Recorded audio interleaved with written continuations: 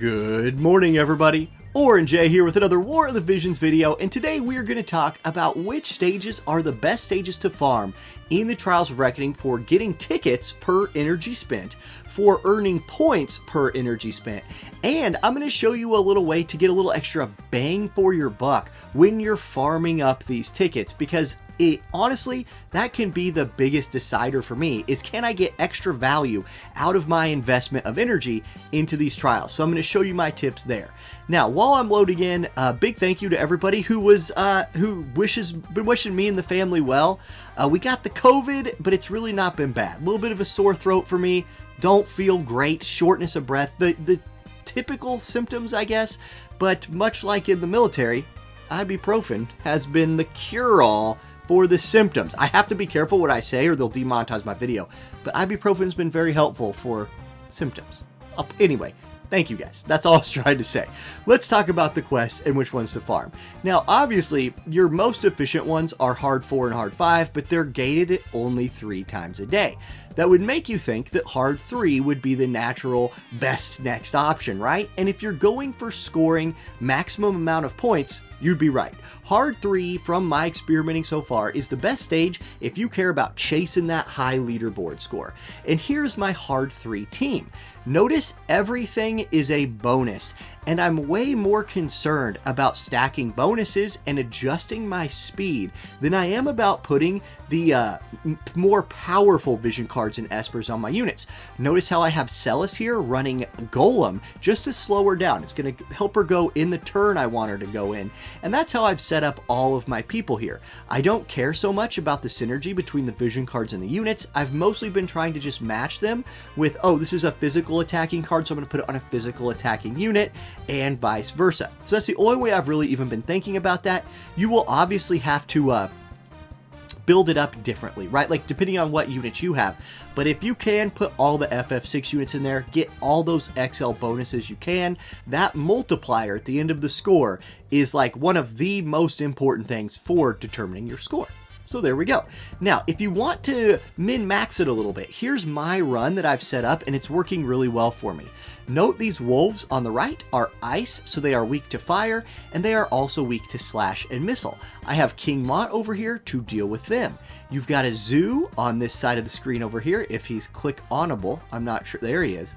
He is weak to wind because he's earth. I don't have a wind unit, but he's also weak to magic.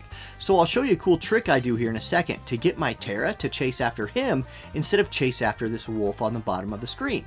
Then you have Dark Shinobi over here, who is weak to light and weak to pierce.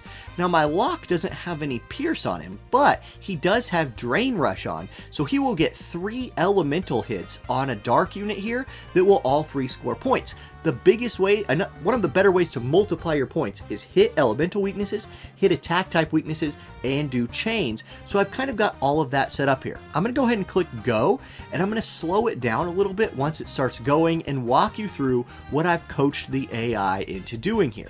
Now Locke is going to buff and run forward to get in range for Drain Rush. I have my Bellis start channeling a spell on the wolf down there. I'll full screen this even. And so that way Terra thinks, oh, he's already dead. I will just buff and run forward. She's now in range of the bird on her next turn, and then Mont will still walk down there and AoE both wolves to get the maximum bonus. Bellis' spell misses, but I don't care because he's in position for that wind element weak to magic, you know, big chunky dude on the bottom.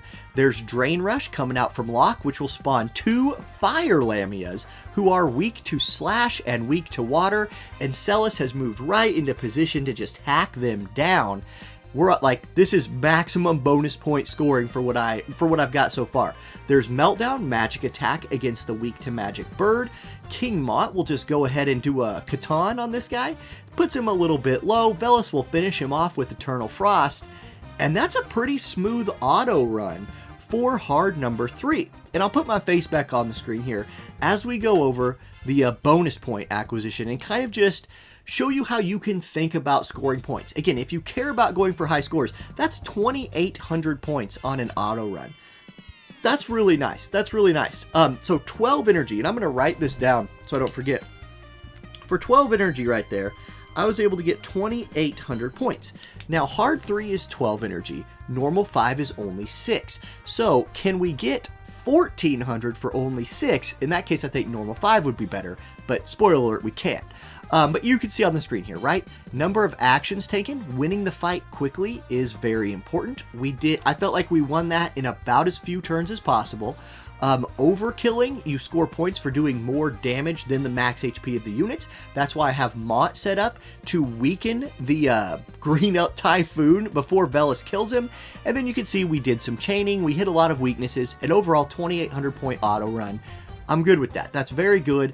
And this is the one I personally will be farming most of the time because I do care about total points. I want my guild to score a lot of points and I want myself to score a lot of points, boost us up that leaderboard. However, if you don't care about those things, if you're not chasing leaderboards, I think normal 5 might be the better option. You can go in here thinking about it kind of the same way, and I'll swap over to my easy 5, normal 5 team. It's the same units for me because these are my most built up bonus units that I have.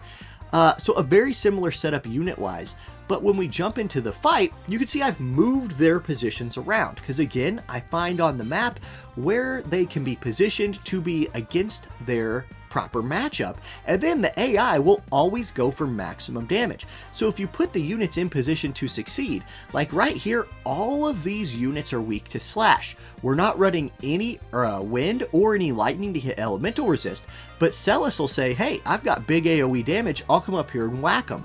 All these units on this side, including a bird that will spawn, are weak to magic. We got my mage over here. We're going to spawn some other dark guys in the back, and I've got Locke ready to go take them down. So let's go check this out. Let's watch. It'll start off with Celis running forward, and she's going to hit 3 of them with her magic burst. So that's 3 good hits, and that spawns the adds, which is important. Then we're going to get a Drain Rush from Locke, so there's some chaining. He's hitting both an attack type weakness and an elemental weakness right there. Then we kill the bird with Terra, so we're killing it fast. Mont will hit another weakness right there, and then Velis will triple kill those guys. So this is very, very fast. If you're going for speed, this is super speedy, right? And that's important, even though it's only 6 energy compared to the 12 of the hard fight.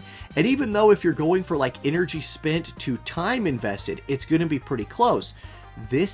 Getting more runs in is really good for getting that bang for your buck thing, which is building up Esper resonance. Now, real quick, what did we score here? 1190 on that auto run. So at 6 energy, we could score 1190. If you double that, what is it? It's less than 2400. So I'm clearly getting more points on the hard fight. So if I cared about points, I would go for hard number 3, and I would really go for hitting chaining, hitting weaknesses, things of that nature. However, like I said, if you don't care about that, I wouldn't even mess with setting up a super efficient normal 5 team. What I would do instead is come in here, pick my bonus units, because you still want to score some points, right? So I'd pick my bonus units and be like, you know what, Velis, who are you working on resonance with? Oh, you need Shiva resonance. I just throw that on him.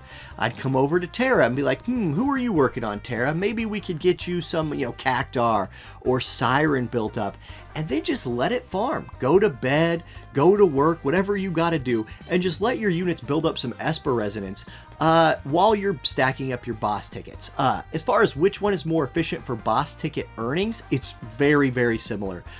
In the past, I have claimed that hard 3 was more efficient for boss farming tickets.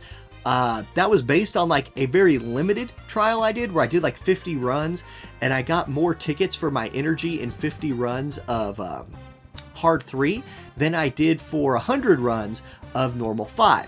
Some people have done tests and gotten the opposite result, but in every test I've seen, very, very close. So I think it's what you care about more. Do you care more about scoring points? Go hard 3. Do you care more about speed, or do you care more about building up Esper resonance and affinity resonance between your units? Go normal 5. Either way, throw as many bonus things as you can into the party. That'll get you your points. And there it is. That's how I'm thinking about forming this trials. I hope this was a coherent video.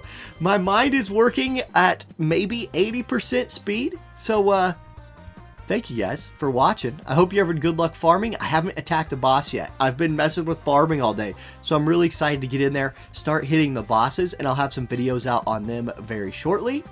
And that's it, y'all. Have a great rest of your day. Peace.